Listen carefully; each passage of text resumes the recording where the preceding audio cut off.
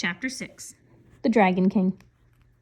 The ox cart bumped across the wooden bridge that crossed over a moat. Then it passed guards standing by giant wooden gates. "Are the gates ever closed?" Jack asked.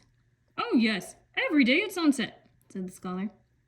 "When the gong sounds, the gates close, the bridge comes up, and the city is sealed shut for the night." "I guess visitors have to leave before that happens," Annie said. "Or they'll be stuck here for the whole night, right?" "Yes," said the scholar. The cart bumped between the city gates. Rows of small houses were bunched together on either side of the street. They were made of mud with straw roofs. People cooked over outdoor fires. They washed their clothes in wooden tubs. As the ox cart bumped along, the houses got larger. These were made of painted wood and pottery tiles. They all had curved roofs. "Why are those roofs like that?" asked Jack. "To keep away the bad spirits," said the scholar. "How did they do that?" said Annie. "The spirits can only travel in straight lines," said the scholar. "Wow," whispered Annie. The cart went by some open tea shops. Then it passed a large market square filled with stalls and shoppers. People were buying and selling fish, chickens, firewood, wagon wheels, silk cloths, furs, and jade jewelry. Some people were lined up at a stall filled with tiny cages. "What's for sale there?" said Annie. "Crickets," the scholar said. "They make good pets. You can feed them tea leaves and enjoy their delicate song." The cart moved on toward the Dragon King's walled palace. They stopped in front of the palace gates. "Grain delivery!" the scholar shouted up to the guard at the tower. The guard waved them through. Inside were beautiful gardens and huge mounds of earth surrounded by a low brick wall. "That is the imperial burial grounds," said the scholar, pointing at the mounds. "Who's buried there?" asked Jack. "The ancestors of the Dragon King," said the scholar. "What are ancestors?" Annie asked. "They are the people in your family who lived before you," said the scholar. "Someday, the Dragon King himself will be buried there. 300,000 workers have been building his burial tomb." "Oh, man," said Jack. He looked over his shoulder at the burial grounds. He wondered why it took so many workers to build a tomb. "No," said the scholar. Jack rolled wrong. "What's wrong?" he asked. The scholar pointed at the palace courtyard. A dark cloud of smoke was rising into the sky. "Fire!" said the scholar. "The books!" said Jack. "Hurry!" said Annie. The scholar snapped the reins. The oxen trotted up the stone path. When the cart rolled into the courtyard, soldiers were everywhere. Some threw wood on a huge bonfire. Others were carrying bamboo strips down the steep stairs that led from the palace. "Are those books?" asked Jack. "Yeah, the strips are tied together into different bundles," moaned the scholar. "Each bundle is a book." "Look," said Annie, pointing to the palace entrance. Stepping outside was a man in a rich, flowing robe and a tall hat. Jack knew him at once. The Dragon King. Chapter 7. The Burning of the Books.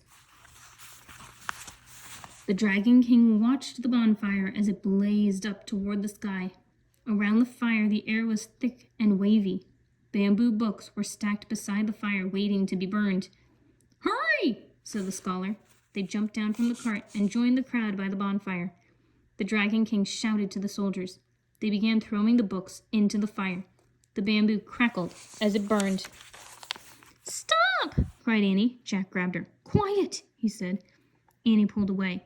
"Stop!" she shouted again, but her voice was lost in the noise of the roaring fire. "There's your story," said the scholar. He pointed to a bamboo book that had fallen off a waiting stack. "I'll get it," said Annie. She dashed over to the book. "Annie!" Jack cried, but she had already snatched up the bundle of bamboo strips and was charging back to them. "Got it! Quick, put it in your sack," she said. Jack put the bundle of bamboo strips in his sack. Then he looked around fearfully. He gasped. The Dragon King was glaring at them. Then he headed their way. "Seize them!" the Dragon King shouted. "Run through the burial grounds," the scholar said to Jack and Annie. "The soldiers will be afraid to follow. They fear the spirits of the ancestors." "Thanks," said Jack. "Thanks for everything." "Good luck!" cried Annie. Then she and Jack took off, soldiers shouting after them. An arrow whizzed by, but Jack and Annie kept running. They ran down the path to the burial grounds. They jumped over the low brick wall and ran between the huge mounds of earth.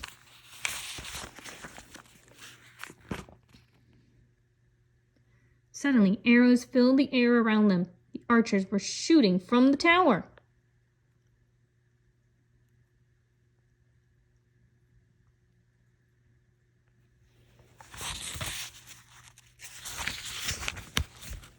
"Look!" cried Jack. There was a doorway in one of the mounds. Jack and Annie ducked inside. They were in a long hall lit with oil lamps. "It's so quiet," said Annie. She walked down the passageway. "Hey, there are some steps here." "Don't go any further," said Jack. "Why not?" "We don't know what's down here," said Jack. "This is a burial tomb, remember? It's creepy." "Let's just take a quick look," said Annie. "Maybe it's the way out of here." Jack took a deep breath. "You might be right. Okay, but go slow." He didn't want to stumble upon a dead body. Annie started down the steep steps. Jack followed. The lamps lit their way as they kept going down and down. Finally, they reached the bottom. Jack blinked. Even though oil lamps glowed everywhere, it was hard to see at first. When Jack's eyes got used to the strange light, his heart nearly stopped.